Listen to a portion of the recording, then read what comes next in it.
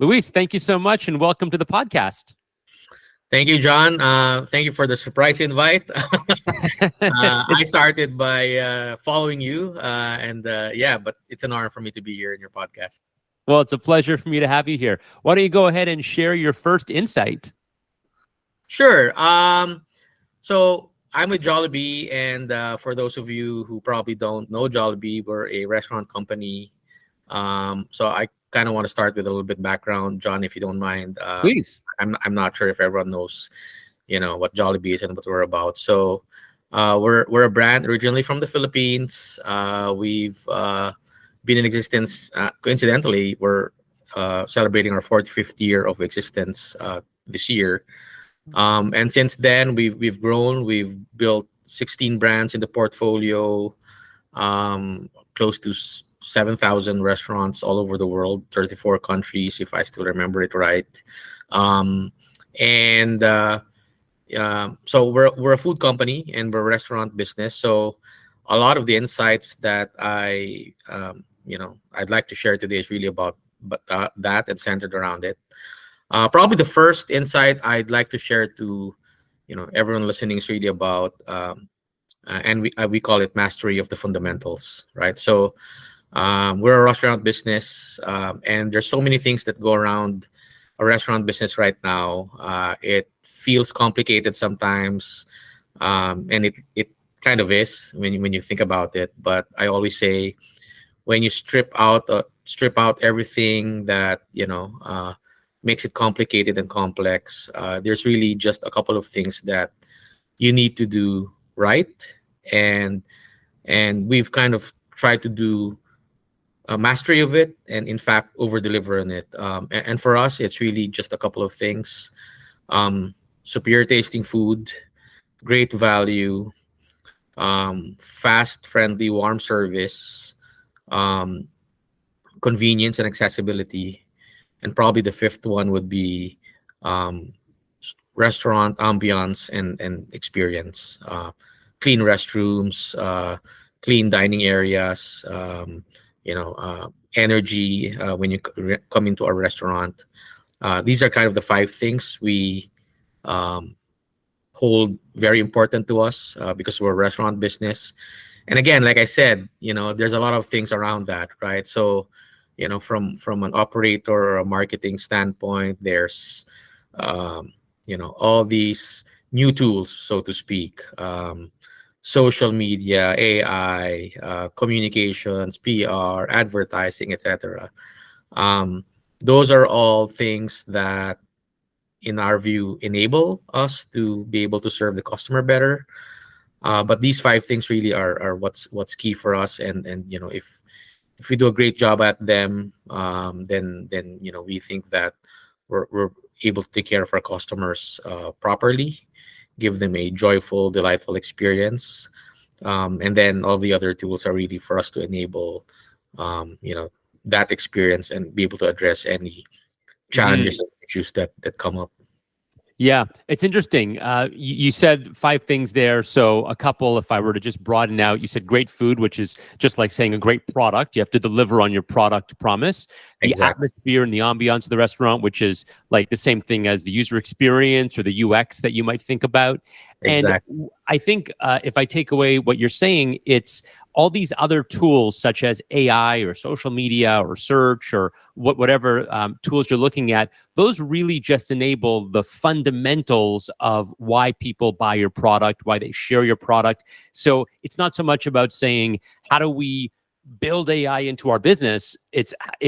Can AI or can any of these tools drive forward those fundamentals? And is that kind of the framework that you work with? You said it perfectly, John. We're fans of technology and everything, every tool and every system that enables us to improve customer experience. But we're also firm believers in technology and systems that we can get into, not just for the sake of getting into it because it's cool or future looking, or um, you know we we think of them as, how can this technology or system, or platform, enable us in the things that we do. So I was in the National Restaurant Association conference, I think 2 years ago.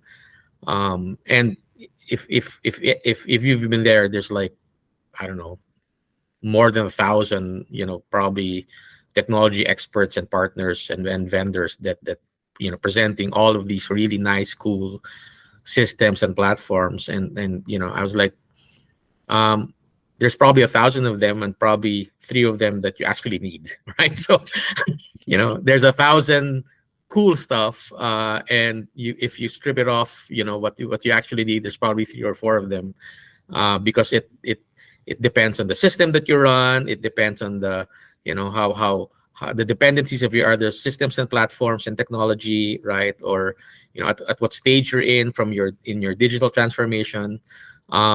So we look at technology and systems and platforms that way, but ultimately the center, I guess, or I would say the hub of everything we do is those five things: Hmm. food, value, service, customer experience, like you said it, and convenience and accessibility.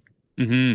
Yeah, you keep it very simple. And so, just going back to the size of this operation, I know that there are. I'm just looking online here. There's 1,500 Jollibee stores across the globe, but But I know you guys have more than Jollibee. So, how many locations did you say? Close to 7,000 7,000 across a across number the of world. different brands. Yes, yes. And you've been in this business, if you don't mind my saying, for almost a quarter century. You've been at Jollibee. So Half I'm my really life, God. exactly, exactly. I mean, you don't look that old, so I don't want to ask how old you are, but it looks like you've been in it pretty much since the beginning of your career.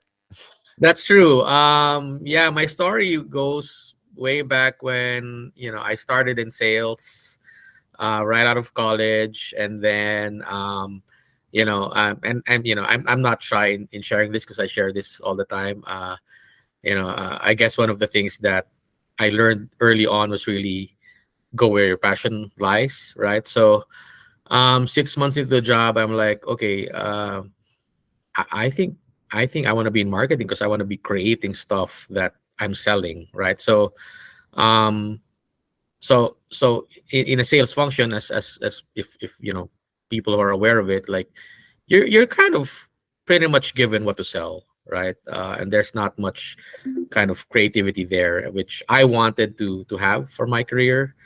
And Jollibee, or Jollibee Foods Corporation, which the name of the company, provided that to me right after my first job. So yeah, I've been doing this gig for the last 24 years. Um, and it's been very fulfilling. And the reason I've ended up where I am is really because I I went where my passion was. I literally started from the bottom, right? Even if this was my second job already, I said, what the heck, just I was young then. I was like, okay, if it doesn't work out, I'm still young. You can still pivot to another career if it doesn't work out. Were you behind the counter or waiting tables? What was the first job?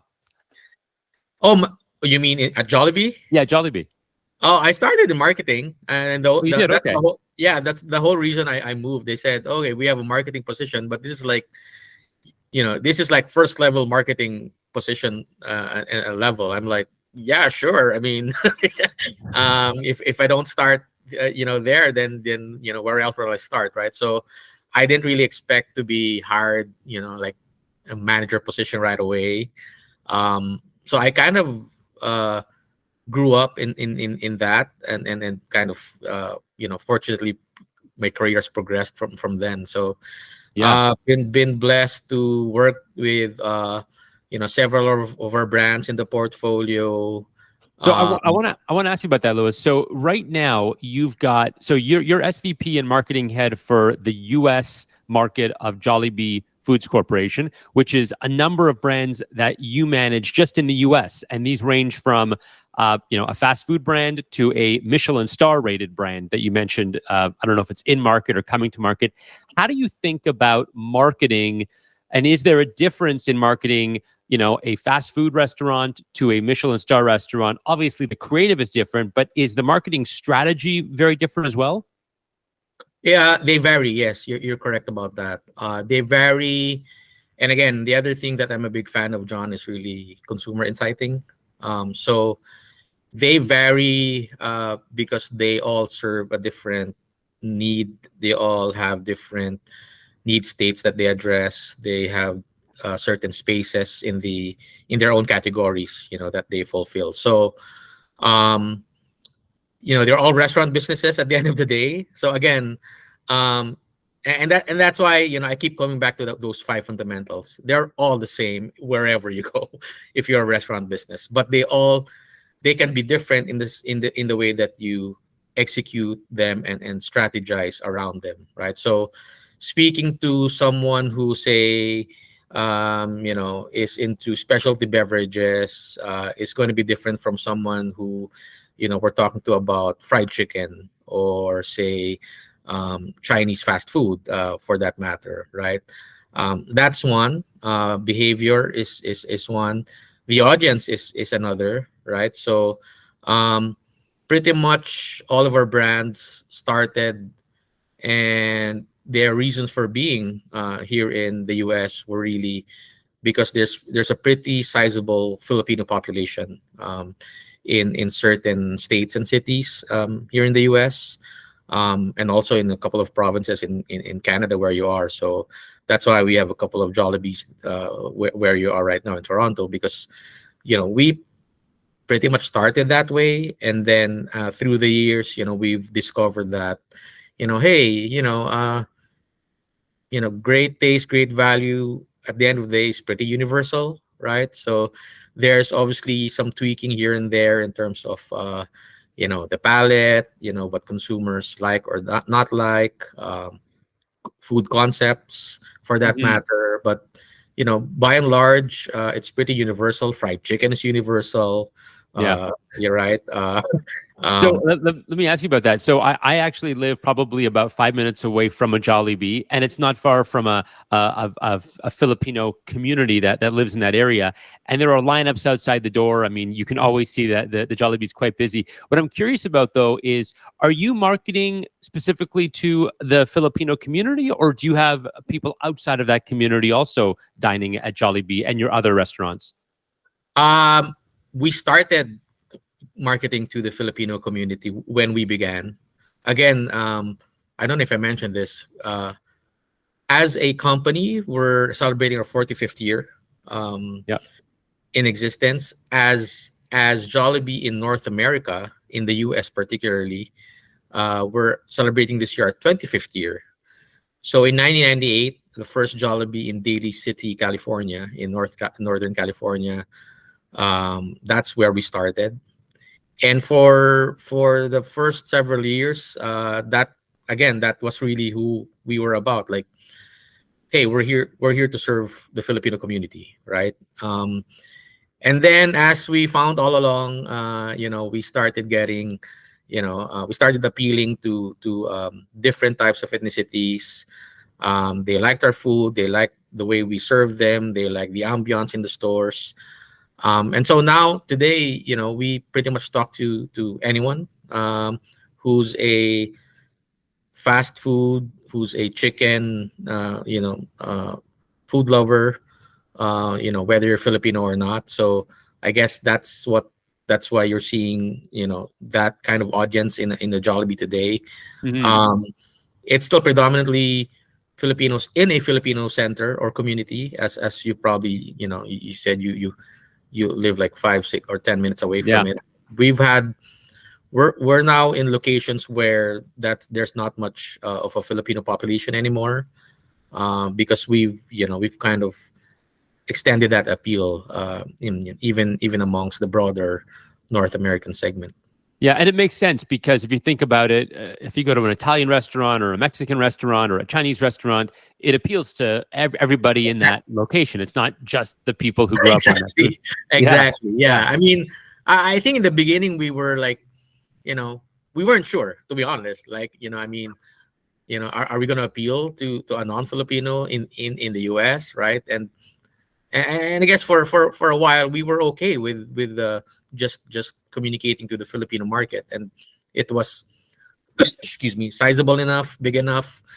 Um, but after say the top 10 states in the US where the Filipinos, the Filipino population is pretty sizable, we were like, where do we go from here, right?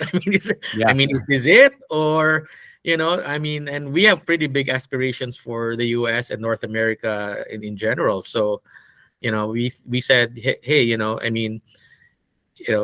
they seem to like us there, and we might as well expand and grow our network and our and footprint, even amongst the broader segment. Yeah. One more question I've got. So you've been in this business for 24 years, working on many different brands and now running a large market. How has the industry changed since COVID? So you had pre-COVID, obviously COVID itself, I'm sure was a lot of drama, and Yeah. now post-COVID. Have you seen lasting changes, or would you say everything's sort of back to pre-COVID at this point? I would say it's pre-COVID plus, right? So everything important in pre-COVID, everything that used to matter pre-COVID still matters. I wouldn't say that nothing in pre-COVID all of a sudden does not matter today. I think they all still do. And the plus there is because things have changed a lot in terms of expectations, in terms of challenges. For those in your listeners and viewers, the challenges since COVID have probably lessened a bit, but they're still there. Supply chain is there, costs are there, as you all know. Um, but more than that, it's really consumer behavior has changed a bit. People have discovered the convenience of delivery, takeout, and pickup, drive-through, which we're lucky half of our network has drive-through. But at the same time, that's heightened expectations as well. I'm order accuracy is now more important than ever than before, right? So, how many of your listeners have probably gotten an experience where they pick up their food, they go home, and they open their bag, and they're like, "Oh, where's my set of utensils, or where's the sauce I was looking for, or where's my dessert?" Right? So, and it's not like you want to go back to the restaurant and pick it up again, right? Um, so that's been a change in terms of behavior, and because of that, quality is now more important than ever. And when I say quality, you know before, probably 90% of the time it's um, quality where people are dining in. Now you need to make sure that quality is there wherever the transaction or the touch point is. Mm. So packaging becomes very important. um, um, the way you cook the food is important. The way it retains heat and quality in depending on the food that you serve.